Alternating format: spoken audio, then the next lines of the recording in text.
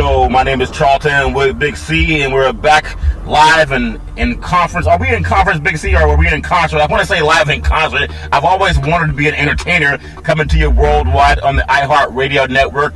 We are the #1 media company in the United States with iHeartRadio, and Charlton Big C Sports has been voted the #1 sports talk show in the universe, Big C, mostly because of Big C and his good old boys.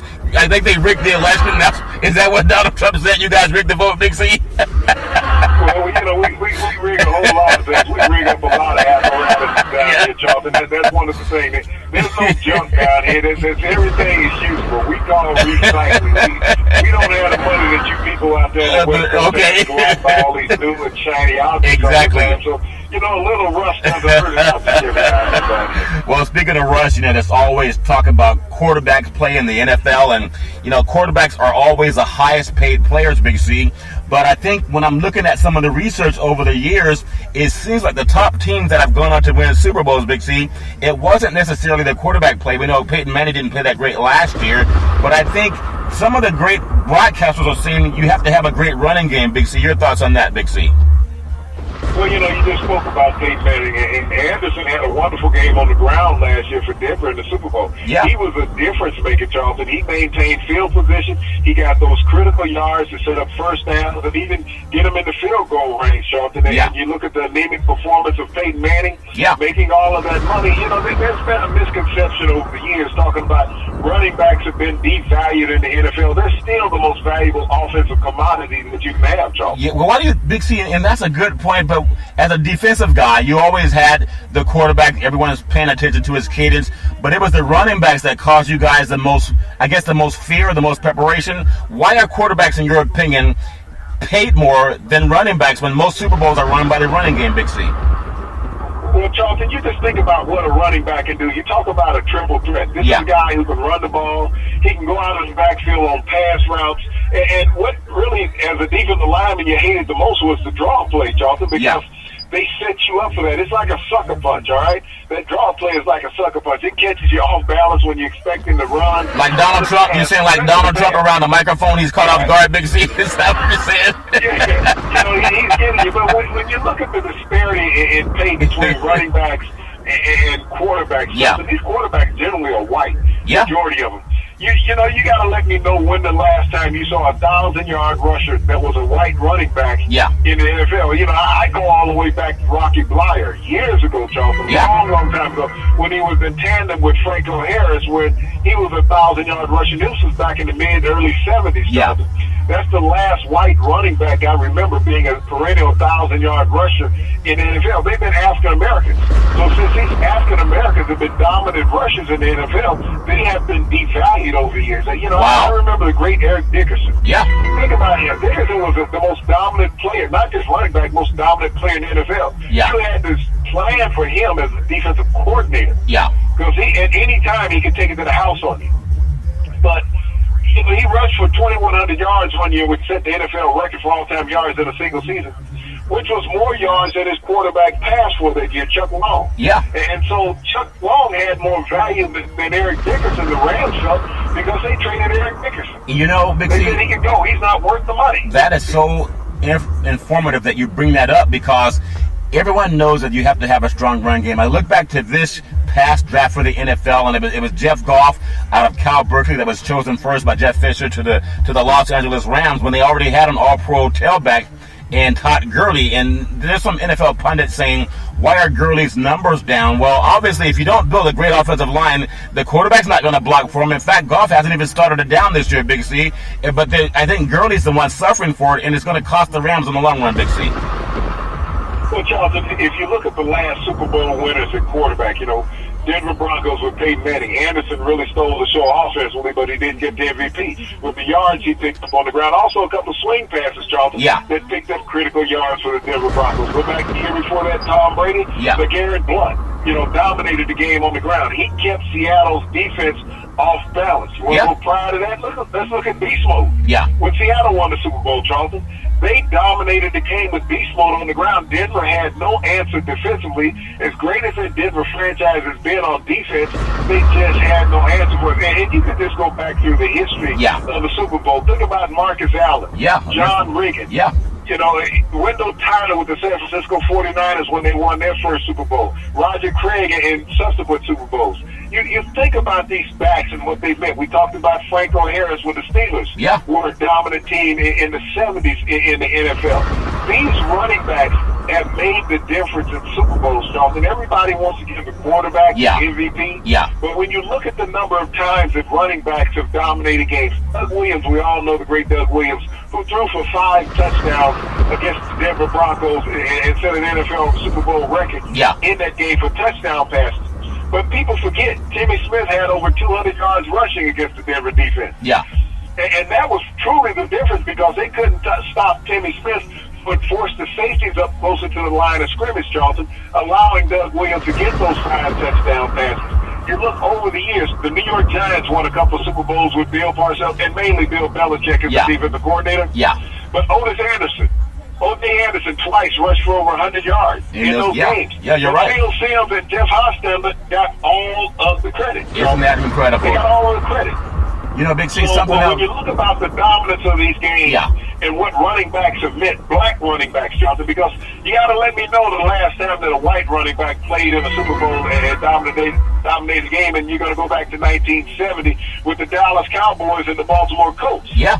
When you had Dan Reeves and I'm trying to remember the guy's name, Don Nottingham. Yeah. These were the running backs. They were white running backs. Since then, you have not seen white tailbacks starting in the Super Bowl. And Big C, the point you bring up, some people might say, but why does it matter the color thing? And I'll tell you why, in my opinion, and I want to get your opinion in the next minute or two. I'm going to cut you off one second before you get into it. Why does it matter? Yeah. If it didn't matter, why don't they play some white running backs and see if it matters? Yeah, well, see, that's important. But the financial line is there was a time that the good old boy NFL owners would not allow African-American players to play quarterback, even if they were a quarterback in college and very successful in college. And there's a number of guys who were transitioned to play wide receiver or even defensive back, Big C, and they kept that position for the white guy because they wanted people to see the white man in charge of the NFL, even though it's dominated by African-American men.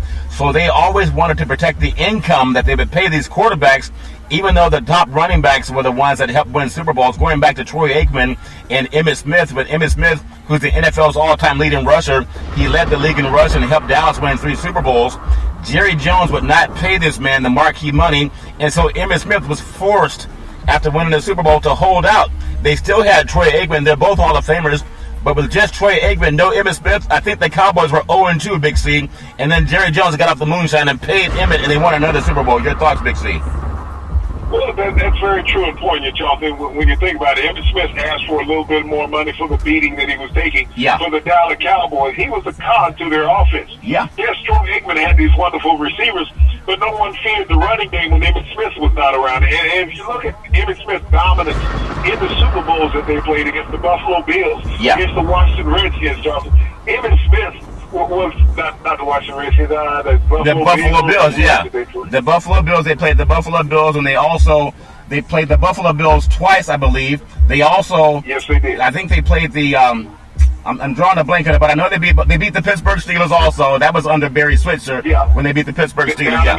In Arizona, And so when you think about the dominance they had in those games, and that was with Emmitt at running back. Yeah. And Troy Aikman couldn't get it done on his own, but he will get the MVP. Yeah. And you look at that up and down, how they get the MVP, and the running backs are dominant. Look at Eli Manning, Charlton. Yeah. He hasn't been in a Super Bowl without having a dominant running game. He's gotten 2 Super Bowl MVPs, but the running backs kept the Giants in the games. Brandon Jacobs and Marshall did tremendous jobs controlling the line of scrimmage with the ball in their hands. But Eli Manning gets credit for the MVP because of immaculate catch by a couple different receivers. David Tyree, was one of them. Yeah. But, this has been the history of the game. Let's take away from the great play of the black players and praise the white players. Yeah. Because there's so few of them, we got to keep them on a pedestal. And if we keep the white quarterbacks around, and think about this. You look at the white quarterbacks in the NFL, Charlton. Yeah. How many of these white quarterbacks in the NFL won a national championship? Wow. That's what I want to ask. How many of them won a national championship in college versus these black quarterbacks that are winning these national championships or competing for these national championships, but they can't get a job in the NFL? What's the difference, Charlton, between winning a championship on one level and not having a chance of winning it on the next one. Against the same people. And I think you're so poignant in what you're saying, and that's why, and people say, well, why does the race matter? Well, you got to ask the owners why Jeff Goff, who was never that good at Cal. Yeah. They got to ask themselves why does race matter. Because they don't just ask the owner, because the owner thinks like they think. Yeah. If you're saying why does race matter, why do you cheer for a black quarterback in college when he's on your university team or your favorite college team? Yeah. But when he gets to the pros, well, he's not good enough to play in the pros. Or they'll say he's not cerebral enough. Since I was a player. Yeah. He's not cerebral enough. He can't read defenses. Yeah. Okay, so the white quarterback that leads the NFL in interceptions, what the hell is he reading? The comic book? Yeah. He can't read a defense. Yeah. Well, see, I want people to understand that race matters, and you're only going to hear it on Charlton and Big C Sports because the other broadcasters out there for all the networks, they're either ignorant or they're afraid to talk about the reality, but we call it real sports talk. It's not supposed to make you feel good. It's just honest truth. So when you think about who's paying what... Let me take you here. You said that the story is black quarterbacks can't read defense. Yeah. Ryan Fitzpatrick, quarterback, was the quarterback with the New York Jets. Yeah. Went to Harvard, okay? Yeah.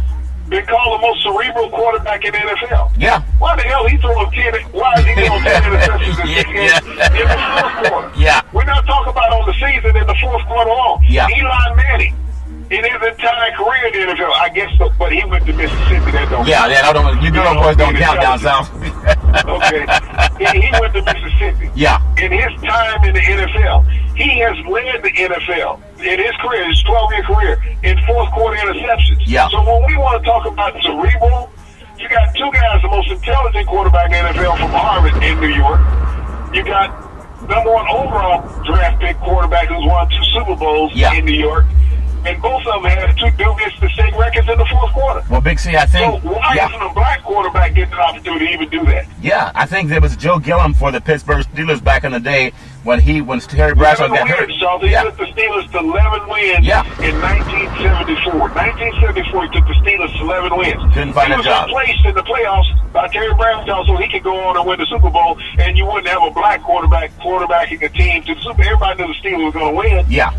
But you didn't want that happening behind the leadership of a black quarterback in the 70s, Charlton. You're only 4 or 5 years removed from civil rights, okay? Well, see, Big C, that's very powerful, and it's something else I want people, and again, you're not going to hear it elsewhere, so you want the truth. Well, you can't handle the truth for some of you good old boys, but look right now, the situation going on in the great state of Texas, the Dallas Cowboys with Tony Romo, who hasn't won anything. He's only won 1 playoff game, and that was against Detroit. They've been kind of given that by the league, but also... here's a guy who's been so injured, he can't even play that well. And when he is starting, they don't win. They have a quarterback in Dak Prescott that is winning. And Jerry Jones is saying, well, when we get Tony Romo healthy, even though he has a bad record, we're going to put him back in charge. Think about how, and we talked about it, how they held out against paying Emmitt Smith. The same Jerry Jones didn't want to pay Emmitt. Troy couldn't get it done by himself. They all started going to Jerry and saying, Jerry, keep the guys in that can win. Pay this man. The same thing is happening in Dallas right now. There's so much pressure for the Cowboys to have a white guy at quarterback in the state of Texas because he can go out golfing and drinking with his good old boys, Big C. But even if you're a drunk and good old boy, you know that they're winning right now with Prescott. If he brings back Romo, he's going to destroy the chemistry of the Dallas Cowboys. Big C, your thought on that? Well, Charlton, you think about the last success that Tony Romo had at quarterback. He had that because he had DeMarco Murray running and running. They traded him, Big C. They traded DeMarco Murray for leading the league. For consecutive yards, consecutive 100-yard games. I think it was 7. He had 7. Yeah. He had 7. And he also led the league in rushing, and he had a broken hand. You get Romo with a broken hand, he's sitting on the sideline for 6 months. Well, Romo can't even play with a broken back, Big C. He can't even play with a broken back. What happened? Didn't Peyton Manning play with a broken neck, Big C? Well, hey, some guys are punching glass and some guys are real feet. Yeah. But you look at Romo. Yeah. He had success when he had a running game, Charlton. Let's not take that away. Yeah. He sees the running game being successful with Ezekiel Elliott. He figured he can go out there and take credit for what Ezekiel Elliott is doing. Yeah. Just like he did for what DeMarco Murray was doing. So, Tony Romo, he's had an illustrious career, okay? Yeah. Let me take that back. I overspoke. He had a decent career. Well, see, Big C. He had a decent career. And this is something I want to get into. And again, today is Charlton and Big C Sports. We have a special edition of our show today. I want to ask you this question because there's a documentary called 13th.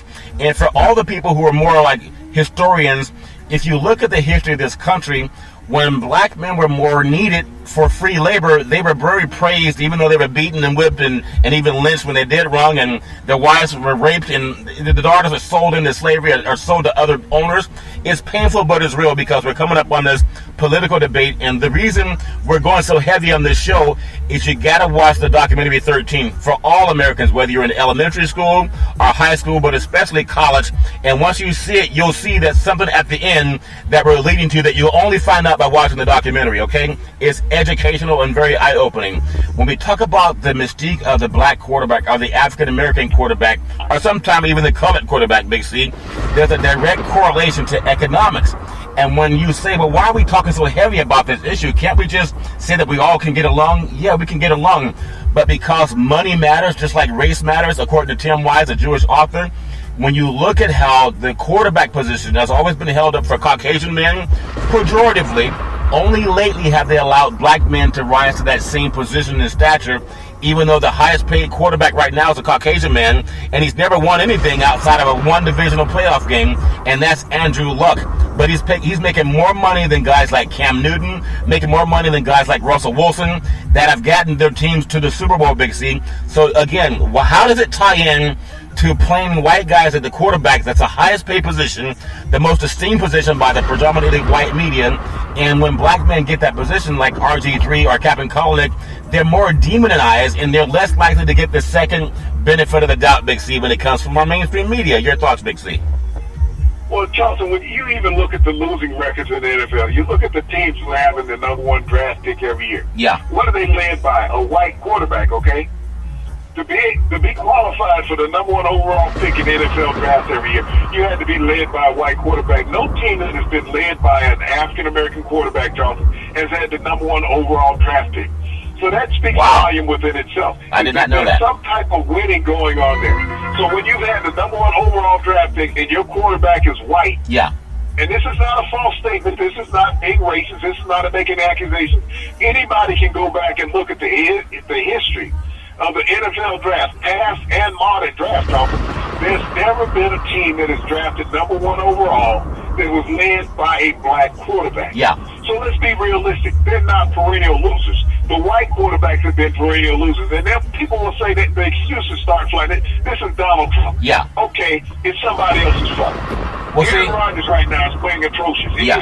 If a black quarterback is playing like Aaron Rodgers right now, he's the fault. Yeah. But Aaron Rodgers, you got to look at Aaron Rodgers. I mean, everything is the same in Green Bay as it was last year and the year before. And he started falling off last year. Yeah. This year, he just can't get it done. His timing is not there. And people say, well, he's pressing too hard. Yeah. How the hell he pressed too hard? You know, he's not laying on the field.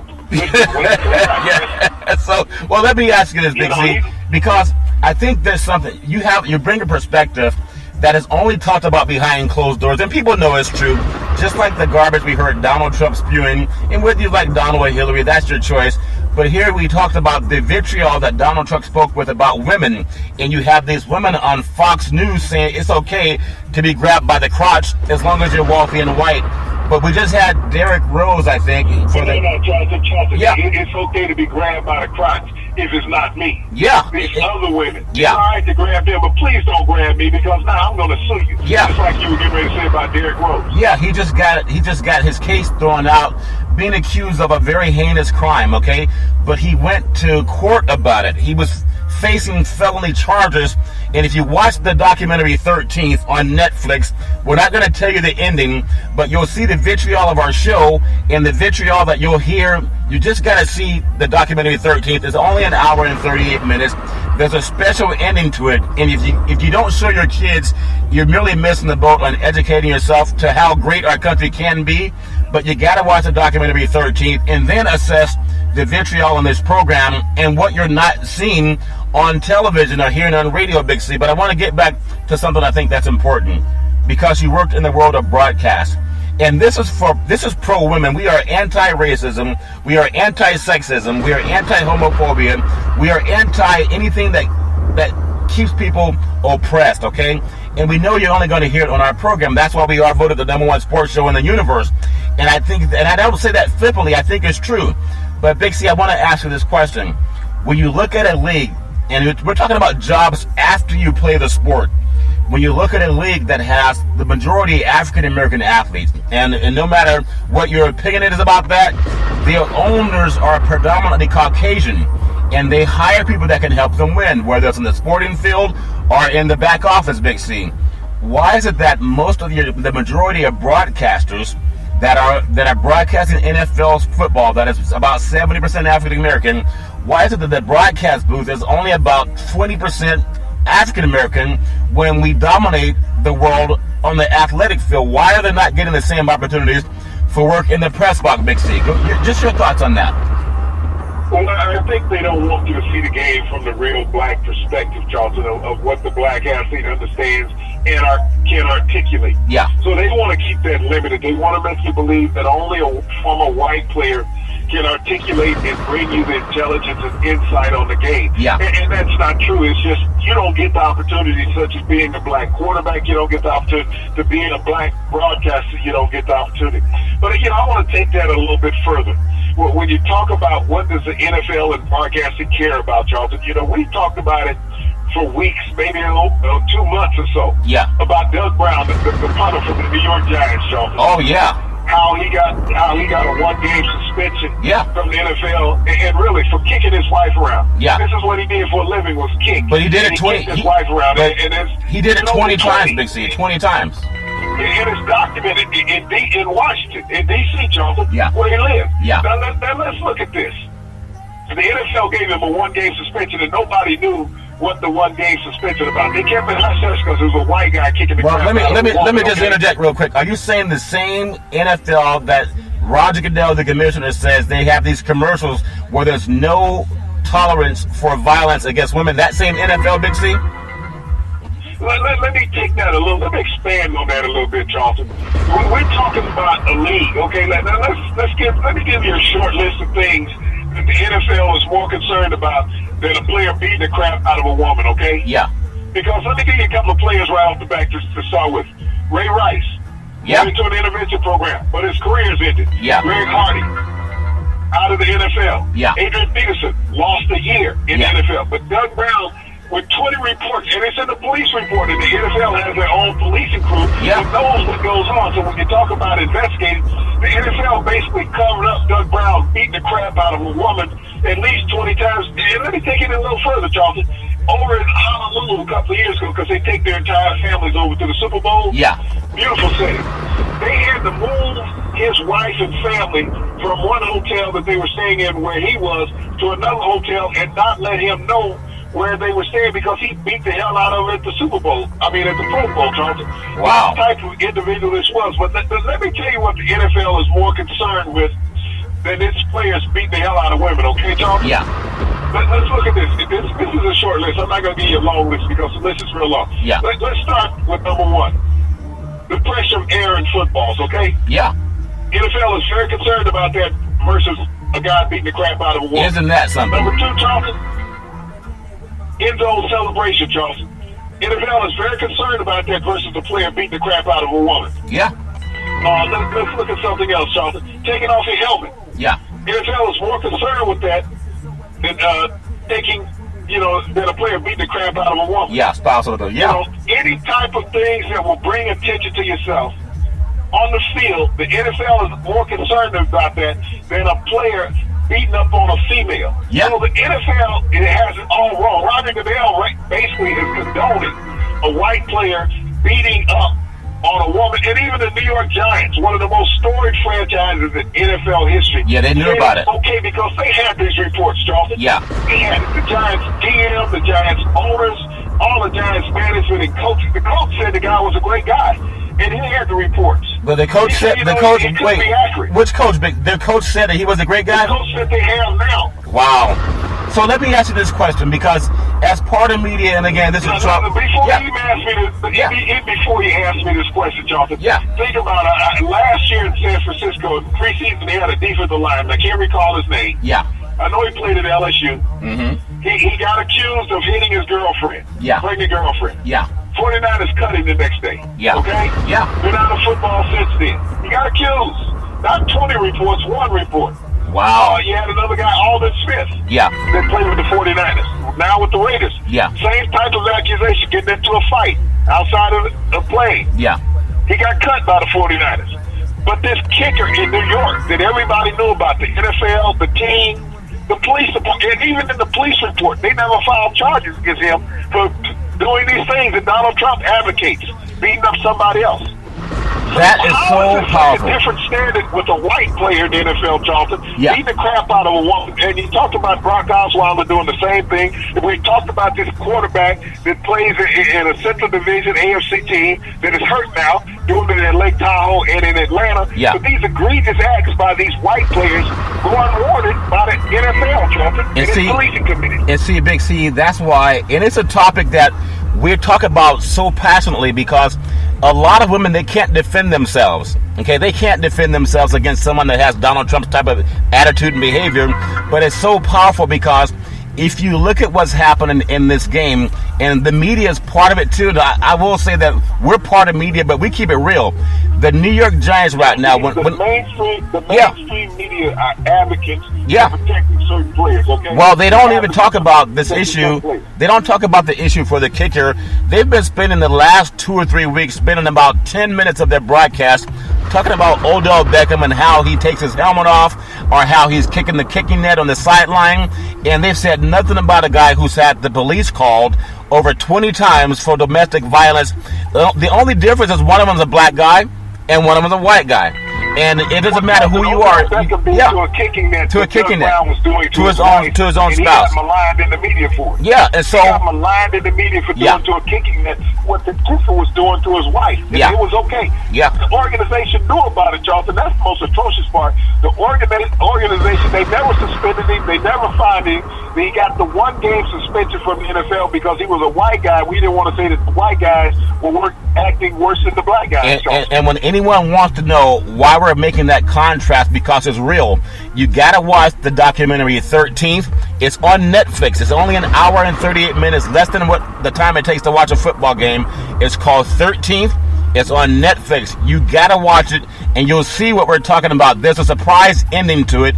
If you don't see this, you're really missing one of the most cinematic, I think, events that's ever happened in the history of television or even documentaries or movies, Big C. It's must-see documentary work, and that's why we're talking about the contrast that you won't hear anywhere else. You'll hear it, but you might hear it for about 30 seconds. Big C, go ahead, Big C. Let's look at the contrast in the NFL. And we all recall during the Super Bowl last year in Santa Clara where Denver and Carolina played. Yeah. The NFL had a very poignant commercial. Just say no. Yeah. Don't accept it. Don't, call 911. If you see domestic violence, you hear it, report it, okay? Yeah.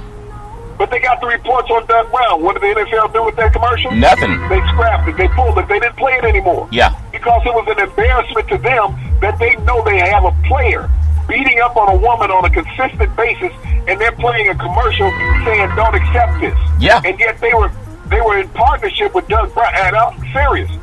Roger Goodell and the NFL policing force was in partnership with Doug Brown when you got all these reports of him beating up his wife and physical evidence, Charlton. And that's why if people will just watch the documentary 13th, you'll see a dramatic ending to this. I mean, it's so powerful.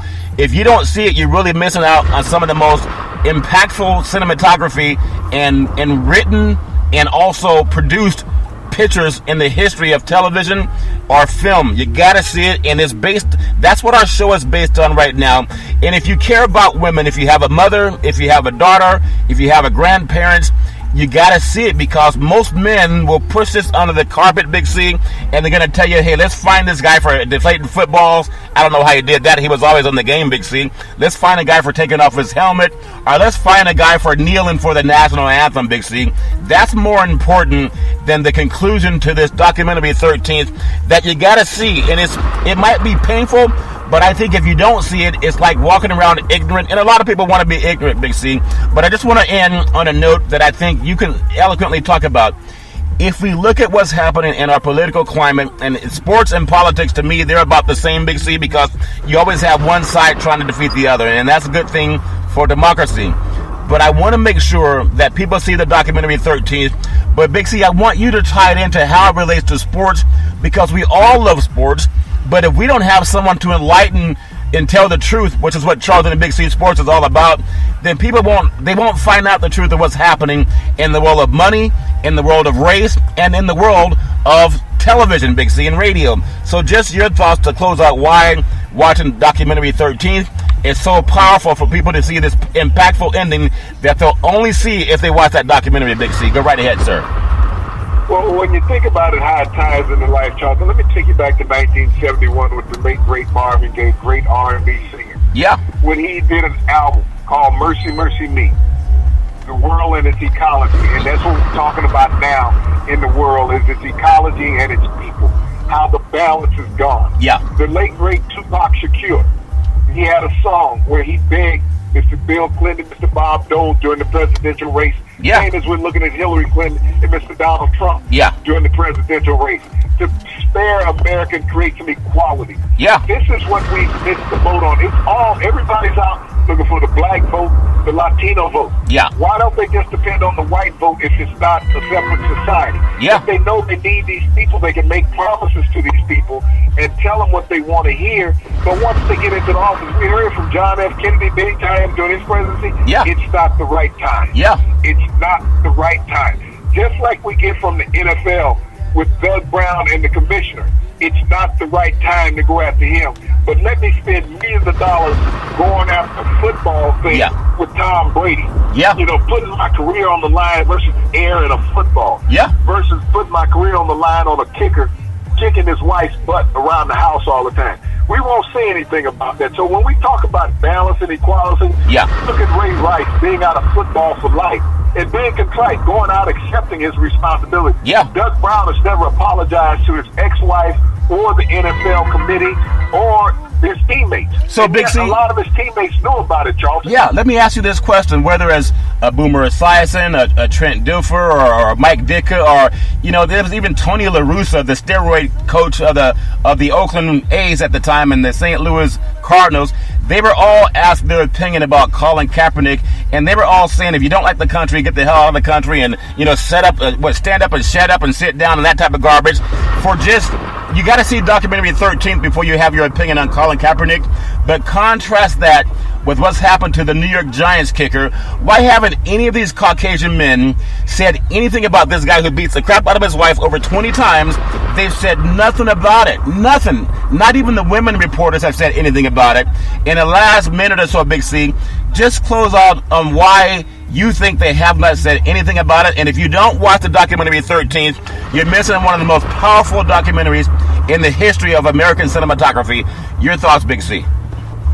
Well, let's bring Jim Manson to play right off the back, Charlton, when he was heard a couple of weeks ago at the San Diego-Denver game talking about how stupid the black players were for not standing for the national Yeah, that was actually Pittsburgh. That was Pittsburgh and Cincinnati where he said that, Big C. Pittsburgh and Cincinnati. But they kept it hidden for a whole week, Big C. They hid it for a whole week. He never said anything about Doug Brown, how stupid it was for him to beat up his ex-wife. Right. He's never made that comment. Nor has anybody else. Bill Sims hasn't said it, Charlton. We look around on any of these network shows, these programs, these pregame shows. Both networks all three networks have pregame shows. Yeah. None of these broadcasters have talked about the situation with Doug Brown. I guarantee it'll be talked about this week, Charlton. Yeah. It'll come out this week because we've talked about it and written it so much. You'll hear it this week. But they've been advocates for the silence of a white player beating up a woman. But they rode the African-American players, Charlton, like horses in the Kentucky Derby, okay? Yeah. They rode them. And they rode them till they couldn't ride them any longer. And that's how the disparity is in culture and in race and equality, Charlton. That's what we have. It's equality, the lack of equality in America. You want to ride Colin Kaepernick for taking a stance against racial and social injustice. Yeah. But the player who does injustice against his family, it's okay because he looks like you. Well, because he looks like you, he's doing that, then he's doing what you're doing also at home, Charlton. Why is Jim Nance got a 27, 28-year-old wife? What happened to the previous wife, Charlton? Yeah. Why did she leave? That's so powerful, Big C. And as people might say, well, this is kind of too tough to take this program. There's only way we're going to keep our women safe in this society is to have men like Charlton and Big C, because other guys are afraid. They're shaking in their boots, Big C. And I just want to say this one thing. I was talking to a Caucasian friend of mine, and she also does some work in California area. I won't say her name, but she was telling me that she was at a bar just the other night watching the debate. And there were some people that were talking, and when they brought up the name Donald Trump, he kept saying derogatory things about President Barack Obama, saying he didn't have, that he was not a legal citizen of the United States, and all these negative things. But Donald Trump has one of the biggest lawsuits against him for housing discrimination against African Americans. Now he's asking some of those same African Americans that he would not rent a house to or an apartment to vote for him as if they're stupid, Big C. That's Donald Trump. And one more thing I want to bring up about why you got to watch the documentary 13th, and you're only going to hear it on Charlton Big C Sports, that women are battered almost every 20 seconds. A woman is battered in the United States of America. And it continues to happen because people are too afraid to say anything about it unless it's Charlton and Big C Sports. And that's why we talk about keeping it real talk. I don't care who you are, what color you are. If you have a woman, she has to listen to our program. And as we always say, Big C, if any man puts his hand on you or his foot, call 911, and don't expect the league to protect you. Don't expect the movie stars and the entertainers to protect you. You got to protect yourself. It's called 911. Everyone has a cell phone. Record it, tape it, do whatever you have to do. But if you go to the sports leagues, they might cover up the guy. They might cover up for him, especially if he's Caucasian. So, Big C, in the last 30 seconds, just close out the show, Charlton and Big C Sports. What's the hope of making women safe again in our society, Big C? Go right ahead, sir. The hope for making women safe in society is you have to treat them as equal citizens, Charles. Just as you have to treat African Americans as equal citizens. You can't base it on economics, Charlton. We're all here. Yeah. We all have that common goal to live a long time, to have longevity. Yeah. But you have to be respectful of people. When you don't respect someone, a la Donald Trump, doesn't respect women. And there's a lot of Caucasian men out there that have the same feeling that Donald Trump. Otherwise, he would not have followers, Charlton. Yeah. That's what allowed him to get so far in this presidential race, is that he has people who believe like he do, that women are second-class citizens. They don't deserve the respect, regardless of what field or position they're in, socially in life, is that they're there to provide whatever he wants and whatever he wants to do with them at any particular time. That's what's wrong in society. Until we start looking at them as equals, you think about college sports. They had to do Title IX to allow females to have equal opportunity. So everything that women have gotten in society, it had to be voted on. They rode on the coattails of the civil rights movement. Women got equality based on that. So white men over history have never respected women. And Big C, I'll bring this up, and I know we said about 30 seconds, but I just got to bring this up. Last night for the debate, Donald Trump kept saying he has more respect for women than anybody. No one respects women like us. It's as if people are too dumb to realize it was his own words that was on the tape with the guy, the entertainment guy in Los Angeles, Big C. Billy Bush. And they fired him from NBC or whatever network he worked for. But he was part of that. With NBC, and they fired him. They fired him. But the sickening part about that is because they thought they were off tape, off camera, whatever they were on, they were okay in talking that way and having those attitudes toward women. So when women do bring up sexual assault or some type of sexual abuse in their home or in the workforce, people laugh at it. Donald Trump dismisses it. And unfortunately, you have these women on Fox Network who are saying it's okay to be grabbed by the crotch, Big C. I just think when you have a grown man who's almost 70 years old, he's out there with teenage girls. 73 years old. Oh, 73? Okay, well, these are teenage girls.